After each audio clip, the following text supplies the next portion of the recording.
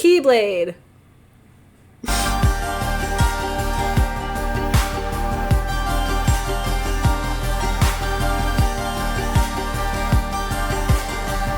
Hello everyone, welcome back to the channel. Today I'm going to be discussing why Kingdom Hearts should become the next adapted live-action film franchise for Disney. Everyone in this game has the craziest hair, so I thought I'd go along with the theme. Kingdom Hearts debuted in 2004. Not everyone when I was playing at the time was playing it. It had kind of like a smaller fan base, but a large one nonetheless. And as time went on, it has become more and more popular throughout the years. It has become so popular that Sora, the main character of Kingdom Hearts, has become a featured character on the video game Super Smash Bros. I think that really shows how much people have gravitated towards the character and to the Kingdom Hearts franchise. Right now, DC, Marvel, everyone's obsessed with multiverses. In my opinion, why Kingdom Hearts would work so well.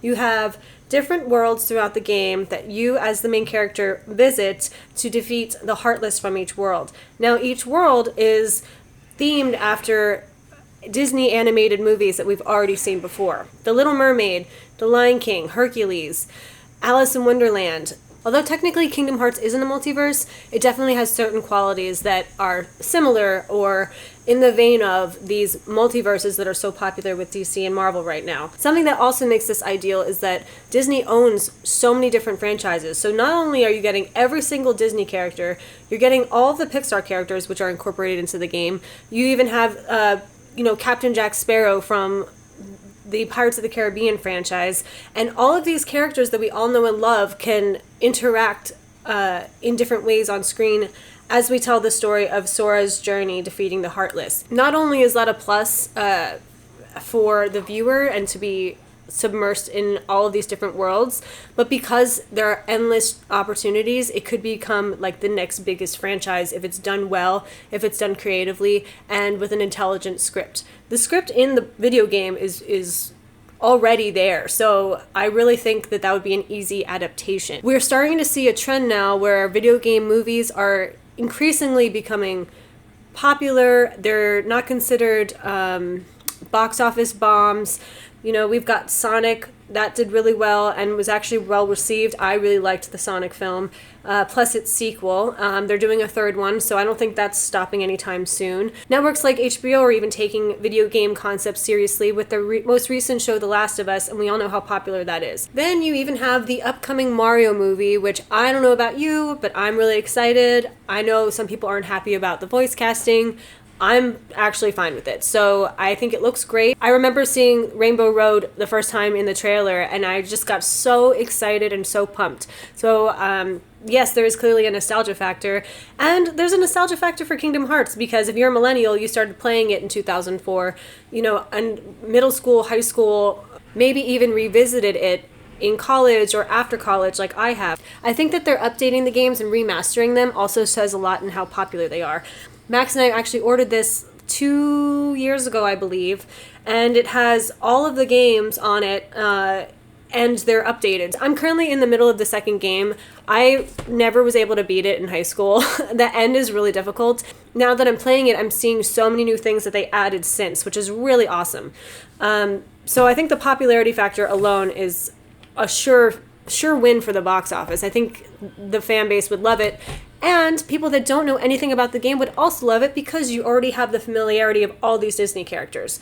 And now that Disney owns Avatar, you could do a whole Pandora world. You could do a Star Wars world. All of these things that they own are a huge benefit for a huge franchise.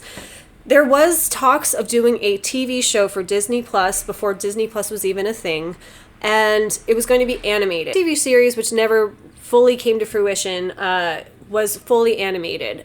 In my opinion, I think you can have the main characters, Riku, Kairi, and Sora, and anyone else that's not a Disney character, be played by actors. I think that would be really awesome. I don't necessarily think you should cast Haley Joel Osment because I think the age would be off, even though he does the voice acting in the game. But yeah, you could definitely do some really creative casting there, and then have the rest of the world be animated, or like CGI versions of these classic animated characters that we have. really the possibilities are endless. If you look at, Roger Rabbit, what they did with Chip and Dale recently, that was incredibly creative. They had 3 different forms of animation in Chip and Dale, if not more, and it worked so well. And I thought the writing was fantastic for that film. If you haven't checked that out, I highly recommend it. It's so much better than I actually thought it was going to be. And then that goes to show you too, like they just revamped Chip and Dale, and Chip and Dale are a very big part of Kingdom Hearts because of the gummy ship. Which is probably the nerdiest thing I've ever said. But you travel through the worlds with a gummy ship, and they're kind of the engineers, and they help you, get to where you need to go. The TV show that failed, the director of that recently spoke about it again. I know there was some storyboarded pilot that came out, and it was like really rough sketches a few years ago. And it was taken down almost immediately, but that was him saying like that was his vision for the TV show. I think it would work best mashing actors with the animated characters. And I could see it as a TV show. I think the plans for that were like each episode would be a different world. And I think the first one was Agrabah from Aladdin, obviously. So, but I really think like they could be epic films, and I would love to see that, and I really hope that that's something that they're thinking about doing. I think another reason why it would be such a hit is it's not for children. Like it deals with very dark themes. The villains themselves are called the Heartless, and they are going through each world. All the Disney villains are involved with this, which is also awesome. If they are absolutely doing, which I have seen confirmed, I believe, a live-action version of Night on Bald Mountain, there's no reason for them to not touch this. That's the darkest Disney story I've ever seen on film. So I think that if they're willing to do a live-action version of Night on Bald Mountain, they would absolutely like they could definitely pull something like this off really well and make it really smart, cater to adults just as much as children. Kingdom Hearts will be releasing a 4th game coming up soon, and that shows that the franchise isn't going anywhere. I think this is the perfect timing for them to consider this seriously as a live action film. The game is really creative, and even one of the worlds involves you revisiting Steamboat Willie and that entire era and that style of animation, and that was one of my favorite levels just because it was so visually stimulating.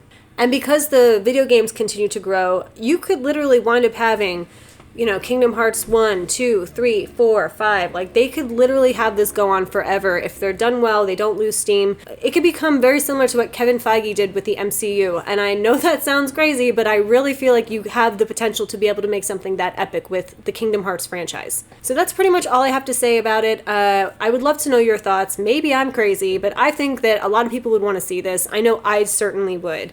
And I think that there are a lot of positive reasons of why it should be made.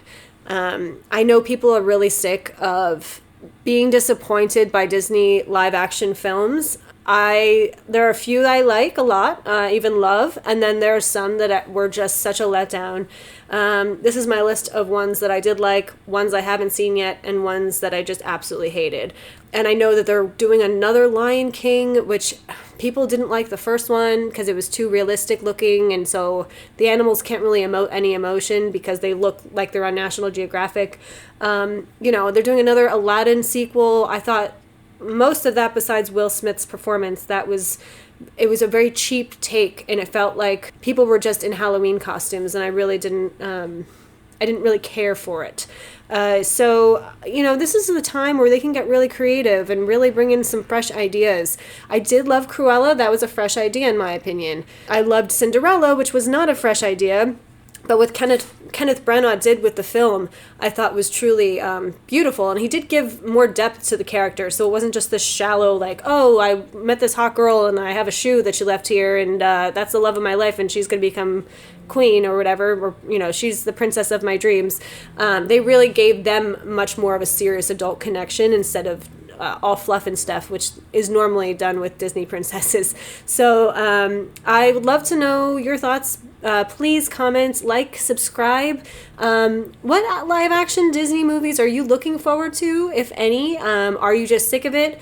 They did release the Little Mermaid trailer recently. I'm like 80% there. Like, I think they probably have not finished tweaking the CGI for that. And that's why some of it looked a little off. Sometimes that happens with movies where they'll release a teaser and they're actually not done yet with the visual effects. So I'm hoping that they really take a good grasp on that and take that seriously.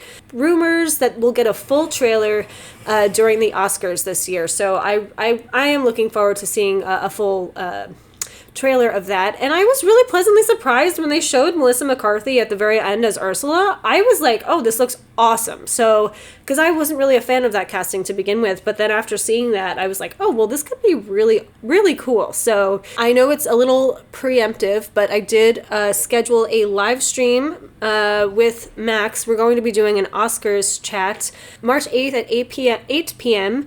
To discuss everything Oscars, nominations, who's going to potentially win, and I'd love for you to join us and give us your thoughts as well on the matter. We just watched the BAFTAs yesterday, and there were some really big surprises. So a lot of unexpected wins. So thank you so much again for watching, and thanks for stopping by.